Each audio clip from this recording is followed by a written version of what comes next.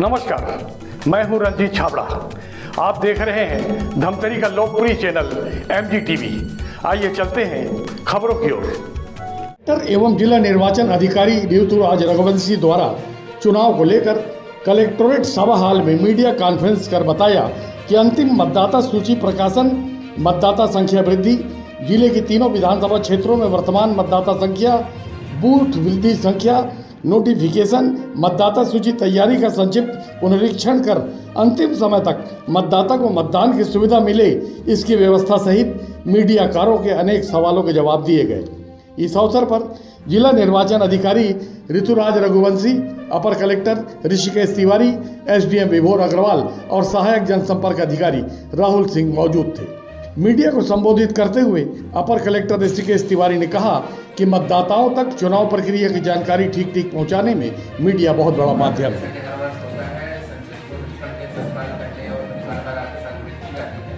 इस वर्ष विधानसभा वर्ष है तो हमारे यहाँ 2 बार संक्षिप्त पुनरीक्षण हुआ है।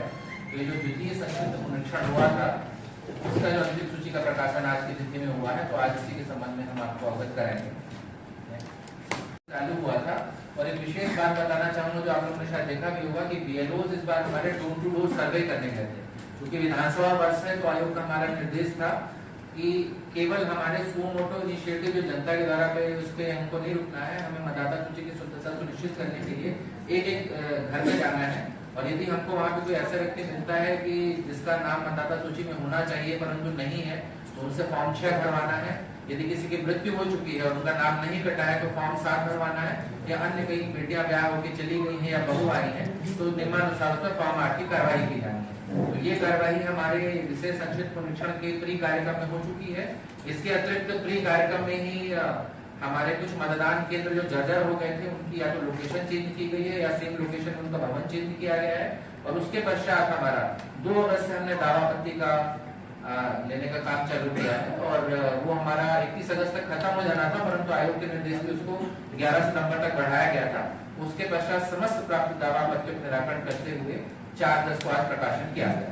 नेक्स्ट में हमारे कुल 4 नए बूथ बने हैं और एक विलोपित हुआ है। तो इस प्रकार हमारा सिहावा जो विधानसभा है उसमें 3 बूथ बढ़ गए हैं। इसके अतिरिक्त जैसे कि हमें नीचे बताया गया है कि अलग अलग हमारे विधानसभाओं में कुछ मतदान केंद्रों के भवन परिवर्तन किए गए हैं और कुछ का स्थल भी परिवर्तन किया गया है ताकि मतदाताओं को अधिक सुविधा हो सके। अंतिम प्रकाशन 4 अगस्त की स्थिति में दर्शाई गई है।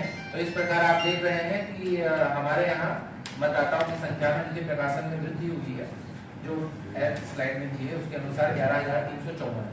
नेक्स्ट 17 लोगों के नाम जोड़े गए हैं और 18,363 लोगों के नाम काटे गए हैं। इस प्रकार जो नेट ग्रोथ हमारी 11,354 निकलेगी। आप डिलीशन भी देख रहे हैं, काफी अच्छे नंबर पे हुए हैं। तो हमारा प्रयास दोनों रहा है, पात्र व्यक्ति का नाम तो जोड़ने का प्रयास सही है, हर अपात्र व्यक्ति जिनकी डेथ हो गई या चले गए हैं उनका नाम भी काटने का प्रयास किया गया है ताकि कोई भी बोगस वोटिंग इस तरह की स्थिति चुनाव के समय ना बन सके। नेक्स्ट कराया जा चुका है पूर्व में कि वर्तमान में जो कट ऑफ तिथि है जो पहले 1 जनवरी होती थी तो उसकी जगह साल में 4 बार हो गया है, 1 अप्रैल, 1 जुलाई और 1 अक्टूबर की तिथि में भी यदि व्यक्ति 18 साल का होता है तो उसका नाम जोड़ दिया जाता है। तो इस बार पहली बार ऐसा होगा कि हमारा विधानसभा चुनाव होगा उसके पहले जो 1 अक्टूबर 2023 की स्थिति में भी जो व्यक्ति 18 साल का हो चुका होगा वो भी वोट डाल पाएगा। तो ऐसे वोटर्स हमारे 9,434 और निश्चित रूप से ये मतदाता चुनाव में अपनी प्रक्रिया में असर डालेंगे। इसी प्रकार से 20 से 29 आयु वर्ग की मुख्यतः जो महिलाएं हमारी शादी होकर आई हुई है उनमें सभी का नाम जोड़ने का प्रयास किया गया है। नेक्स्ट वरिष्ठ मतदाताओं की संख्या में कमी आई है और कमी इस वजह से आई है कि कई ऐसे व्यक्ति हैं क्योंकि नाम जुड़वाने में अक्सर जनता हमारी रुचि लेती है परंतु नाम कटवाने में उनके द्वारा रुचि नहीं ली जाती है। परंतु इस बार जो डोर टू डोर सर्वे हुआ है और हमारे द्वारा पता किया गया है उसके आधार पे वरिष्ठ मतदाताओं के परिवार की सहमति से नाम काटे गए हैं जिनकी मृत्यु हो गई है, तो 975 की उनमें कमी है।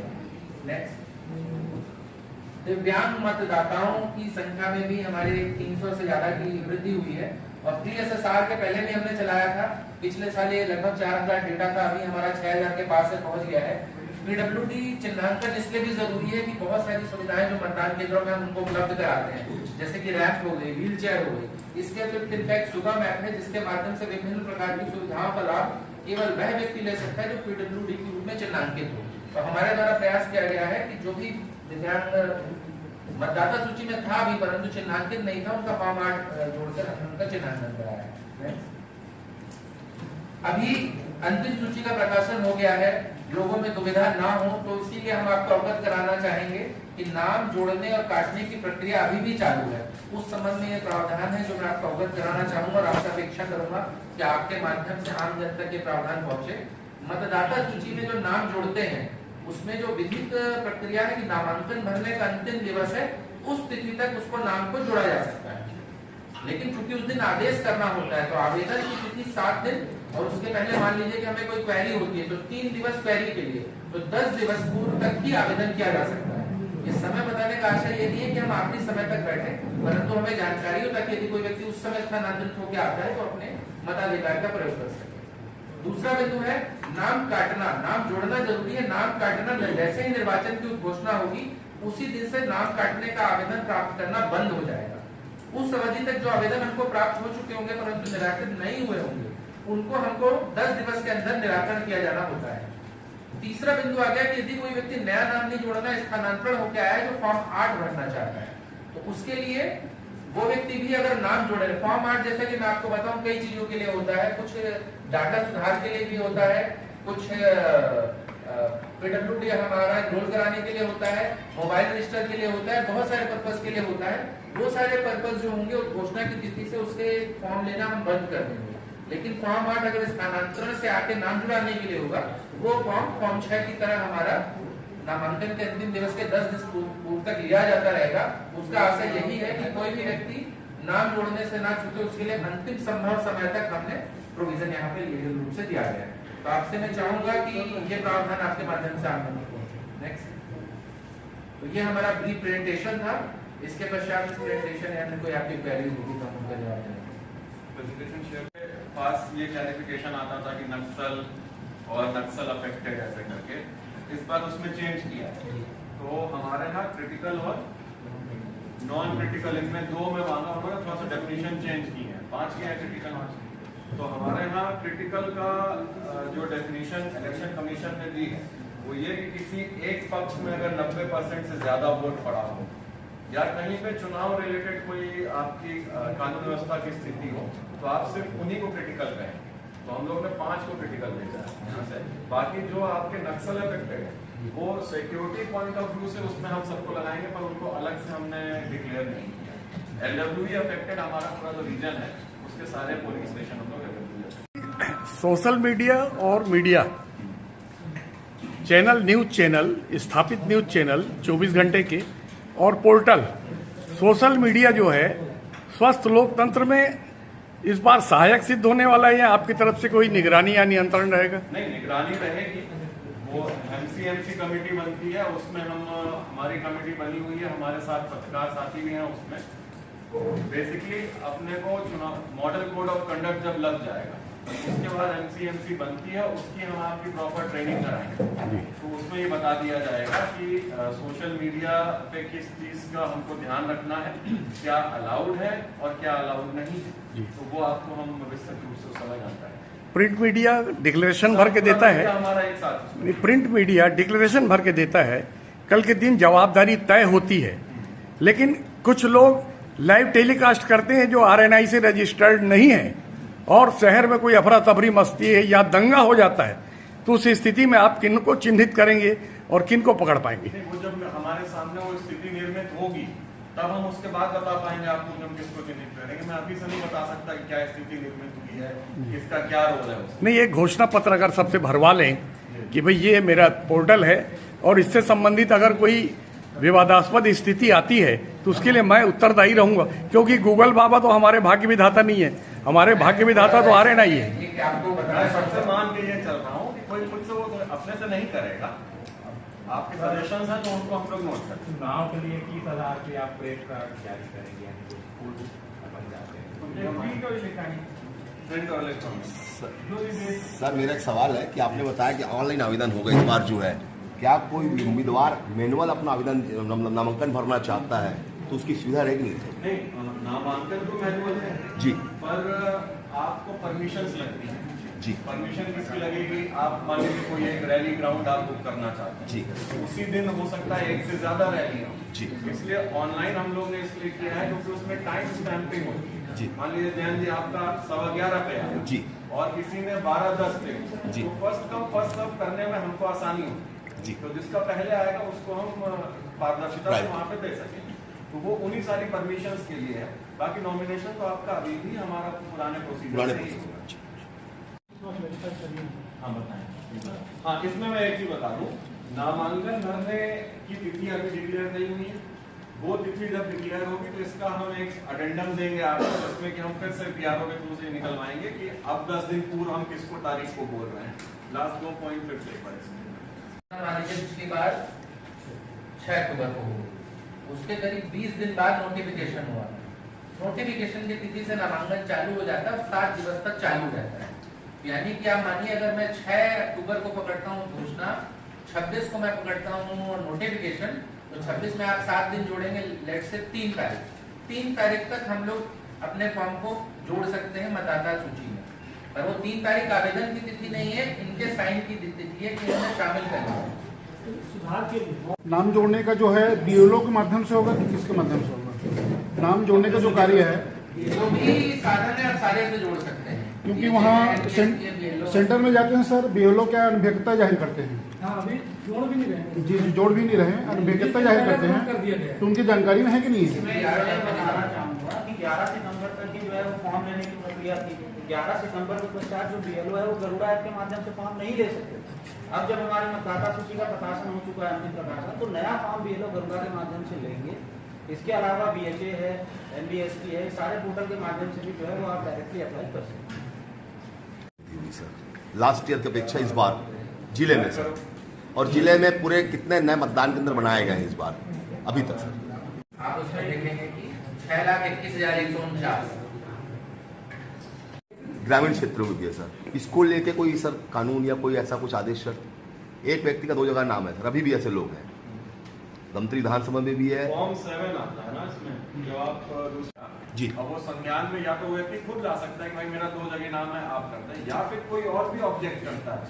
तो ये सारी, उसके बाद हमने जो नाम काटे उसमें ऐसे लोग भी थे जिनका दूसरों ने ऑब्जेक्शन किया, उसमें अपने यहाँ आरओस के यहाँ उसमें प्रॉपर हियरिंग होगी कि भाई इस व्यक्ति ने आपके नाम पे ऑब्जेक्ट किया। दोनों को एक बार मौका मिलेगा कि वो सिद्ध करेंगे हम यहाँ के हैं, वो ये सिद्ध करेंगे ये यहाँ के उनके ऊपर कोई कानूनी कार्रवाई नहीं बनती सर कि अगर कोई व्यक्ति 2 जगह अपना मतदाता सूची में नाम रखा है, वो स्थिति में अगर उसने छुपाया हो किसी भी स्थिति में, अगर उसने छुपाया हो, मान लीजिए कि आरओ से नोटिस जाती जी। है और उसमें वो गलत जानकारी देंगे तब तो होगा जी। लेकिन मान लीजिए कोई व्यक्ति, अब तो क्या है, नाम जोड़ने में आपको बहुत टाइम की जरूरत भी नहीं है, जी। बहुत जल्दी नाम जुड़ जाता है। जी। कोई व्यक्ति 3 महीने कहीं था, उसका नाम वहाँ था, अगर वो अज्ञानतावश आ गया जी। तो हम उसको प्राइमा फेसी नहीं मानेंगे। लेकिन अगर हाँ ये सिद्ध हो जाता है कि उसने कोई जानकारी छुपाई जी। या किसी और तरीके से हो गया, तो फिर उसके खिलाफ कार्रवाई। नाम उल्लेख नहीं करना चाहूँगा, मैं स्वयं बैठक में नाम उल्लेख कर चुका हूँ, वो नाम अभी भी नहीं कटा है। तो आप नाम बताइए, आप नाम ये वो सूची देखे हैं क्या? नहीं, अभी का नहीं देखा। अभी वाला देखिएगा, वो नाम कट गया। चलो ठीक है, वो लोग हैं उनको जो नाम मतदान के लिए घर में ही मतदान करे ऐसा टाइप का सुविधा देने का जो योजना है, रहेगा कि सभी बूथ में कि जो हमारे आयोग का निर्देश है कि चुनाव त्योहार मनाया जाए, तो हमें मंशा यही है, देखिए 2 मंशा की 100% कवरेज और एक दूसरी चीज है कि एक चुनाव त्योहार। तो आयोग ने स्टेशन पे क्या क्या फैसिलिटीज हैं? जी, तो प्रथमतः हमको निर्देश दिया है, मैं दिव्यांग देश में ऐड करना चाहूंगा कि जो व्यक्ति हमारा दिव्यांग है, अतिवृद्ध है, जिसकी वजह से हम नहीं आ पा रहे हैं, तो उसके लिए टू एंड फ्रो के लिए भी हमको गाड़ी वगैरह अगर लगेगी ऐसा व्यवस्था कराने का निर्देश दिया गया है।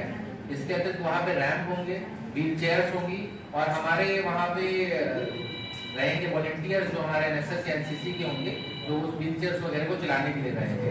तो प्रथमतः हमारा प्रयास यही होगा कि बूथ पे आके मतदान अधिक से अधिक किया जाए। सवाल ये था सर कि मान लो कोई व्यक्ति नहीं जा पा रहा है तो क्या घर में वो वोट दे सकता है, ऐसा एक आयोग का आदेश चल रहा है, उसको लेकर बता सर, वो तो आप बता दिए थे, मैं वो सब बता दिए सर, उसको लेकर क्या व्यवस्था रहेगी जिला प्रशासन के द्वारा? एक्सेप्शनल के लिए कि फिर आपका ये जब घोषणा हो जाएगी उसके पश्चात 12D फॉर्म होता है, वो उनको भर के हमारे आरओ के पास जमा करना पड़ेगा। उनके द्वारा उस चीज का परीक्षण किया जाएगा और परीक्षण में अगर ये पाते हैं कि वास्तव में व्यक्ति आने में सक्षम नहीं है तो फिर उनके द्वारा पूरी उस व्यक्ति को डाक मतपत्र से सुविधा दी जाएगी। परंतु मैं ऐड करना चाहूंगा ये परीक्षण के उपरांत वाली चीज है, तो आरओ को इस बात पे वो होना चाहिए कि हाँ इसको इस मत की जरूरत है। सर 12BT कब तक भरना होगा सर उस मत? और हमारे जो पॉलिटिकल पार्टी के हमारे सदस्य आए हैं या आपने हमारे वक्तव्य को सुना और आपसे अपेक्षा करूंगा कि आपके माध्यम से जो जानकारी है आगे जाएगी और सभी आम जन को पहुंचेगी, सभी लेवल विषय को लेकर गई थी और किस तरह की पूरी तैयारी होगी चुनाव को लेकर? देखिए आज की जो बैठक है चुनाव से परे जो द्वितीय संक्षिप्त पुनरीक्षण है उसकी जो अंतिम सूची आज प्रकाशन हुआ है उसके बारे में प्रेस को और पॉलिटिकल पार्टीज को अवगत कराने के लिए की गई थी। चुनाव की दो मुख्य प्रक्रियाएं होती है और पहली जो और आधी महत्वपूर्ण प्रक्रिया होती है मतदाता सूची को सही तरीके से तैयार करना। तो यदि वो तैयार नहीं होगी तो बाकी का हमारा चुनाव जो कार्यक्रम है वो पहले ही कुछ ना कुछ प्रभावित हो जाएगा। तो हमने पूरा प्रयास किया है 4/10 को जो हमारी अंतिम मतदाता सूची हुई है क्या क्या हमारे द्वारा गतिविधियां संक्षिप्त पुनरीक्षण के दौरान की गई उस बारे में सभी को अवगत कराया गया है और अभी से लेके आगामी चुनाव के नोटिफिकेशन तक नाम जुड़वाने कटवाने या संशोधन के क्या अवसर बचे हुए हैं इस बारे में भी मीडिया को अवगत कराया गया है ताकि उनके माध्यम से सभी लोगों को इसकी जानकारी मिल सके। संख्या बता देंगे जो हमारे व्यक्ति हैं उनको हम 100% जोड़ने में सफल रहे। दिव्यांगों के लिए मैं बताना चाहूंगा कि हर व्यक्ति जो दिव्यांग मार्ग है उसको उसके घर से यदि उसको आने में सुविधा हो रही है तो उसके लिए वाहन का उपलब्धता सुनिश्चित की जाएगी। इसके अतिरिक्त मतदान केंद्र में जब वो पहुंचेंगे तो वहां पे उनको रैंप की व्यवस्था है, उनको व्हील चेयर और वॉलंटियर्स की व्यवस्था होगी जो उनको बैठाएंगे और उनको बिना लाइन में लगे हुए ही जाकर वो मतदान डाल सकेंगे। सर क्योंकि धमतरी जिला नक्सल क्षेत्र से जुड़ा हुआ है कई मतदान केंद्र जो है नक्सल क्षेत्र में वहाँ पर किस तरह की व्यवस्था की गई? देखिए नक्सल क्षेत्र में पुलिस के द्वारा कार्यवाही की गई है, उनके द्वारा बूथ्स को जो संवेदनशील है संवेदनशील और अति संवेदनशील में बांटा गया है। हमारे यहाँ 31 संवेदनशील बूथ है और 31 हमारे अति संवेदनशील है और 97 संवेदनशील बूथ है। तो वहां पर उस बूथ की जो सक्रियता है उसके हिसाब से पुलिस बल का जो डिप्लॉयमेंट किया जाएगा। क्या समय भी कोई परिवर्तन किया जाएगा वहाँ पर मतदान को लेकर? नहीं, समय का परिवर्तन नहीं किया जाएगा। पिछला विधानसभा चुनाव भी हमारा रेगुलर समय में हुआ था और अभी भी जो प्राप्त इनपुट्स है उसके अनुसार समय परिवर्तन की कोई आवश्यकता नहीं है, तो रेगुलर समय में ही वहाँ पे वोटिंग की जाएगी। मीडिया से क्या अपेक्षा रखते हैं? क्या वो मतदान कर सकते हैं सर जो जेल में बंद है विचाराधीन कैदी? नहीं, जेल में बंद कैदी के लिए मतदान का भी प्रावधान नहीं है। जी, ये मीडिया से क्या अपेक्षा रखते हैं? मीडिया से मैं 2 स्तर पे अपेक्षा करता हूँ। पहली तो चीज़ है कि जो भी हमारे प्रावधान है या जो भी नए निर्देश आते हैं तो आप ही के माध्यम से जन जन तक बहुत ही कम समय में पहुंच जाते हैं, तो मैं ये अपेक्षा करूंगा कि ऐसे निर्देश आपके माध्यम से तत्काल पहुंचे। दूसरी मेरी अपेक्षा यह है कि चुनाव समय में कई अन्य प्रकार की खबरें होती हैं जो बेसिर पैर की उड़ाई जाती है जिससे माहौल खराब होता है। तो आपसे अपेक्षा मैं यही करूंगा कि कृपया इस प्रकार की जब खबरें आपके पास पहुंचती हैं तो उसको अपने स्तर से एसेस किया जाए और सही ही खबरों का प्रसारण हो ताकि हमारा जो चुनाव है बहुत अच्छे से निपट सके। प्रशासन की ओर से निगरानी किस तरह से रहेगी इसको लेकर? प्रशासन की ओर से मल्टी स्तर पर निगरानी की जाएगी। जैसे ही हमारा चुनाव लगता है तो एमसीसी लागू हो जाती है, उसके पश्चात हमारी विभिन्न टीम कार्य करने लगती है, विभिन्न जो उसमें प्रोटोकॉल्स है। इसके अतिरिक्त मीडिया के बारे में बताना चाहूँगा कि हमारी media certification and monitoring committee बनती है जिसके अलग अलग भाग होते हैं, जैसे कि print media, electronic media, social media का भी एक निगरानी के लिए एक भाग बना हुआ है जो लगातार ये बात देखेगा कि कोई या तो उनके द्वारा जो अनुमति लिया जा रहा है खासकर इलेक्ट्रॉनिक मीडिया के लिए वैसी खबरें प्रसारित की जाए। प्रिंट मीडिया की निगरानी की जाएगी कि कोई इस तरह की खबरें ना प्रसारित की जा रही हो जो कि गलत है या फिर अन्य चीज है। और सारे मीडिया को हम पेड मीडिया के लिए भी हम लोग उसको लगातार स्क्रूटनी करते रहेंगे। सर अभी आपने बोला कि सोशल मीडिया पे निगरानी की जाएगी, तो क्या वो लिस्ट है आपके पास सोशल मीडिया वालों की? देखिए सोशल मीडिया के हमारे पास जो हमारे विभिन्न प्रत्याशी हैं उनके सोशल मीडिया लिंक उनके द्वारा हमको उपलब्ध कराए जाएंगे, उनसे संबंधित लोगों की। और सामान्य तौर पे जो धमतरी के विभिन्न पेजेस हैं उनकी लगातार निगरानी की जाएगी। इसके अतिरिक्त जो भी व्यक्तियों से हमें खबर मिलती है उसके आधार पर भी उसकी जांच की जाएगी कि यदि कोई हमको ऐसा उसमें मीडिया प्रसारण मिलता है जो अनपेड फॉर है तो उसको हम एक तो कॉस्ट में जोड़ेंगे और दूसरी चीज अगर कोई ऐसा आता है कि जिसमें धर्म जाति आदि का कोई इस तरह से। देखते रहिए MG TV, क्योंकि खबरों का सिलसिला यहाँ थमता नहीं।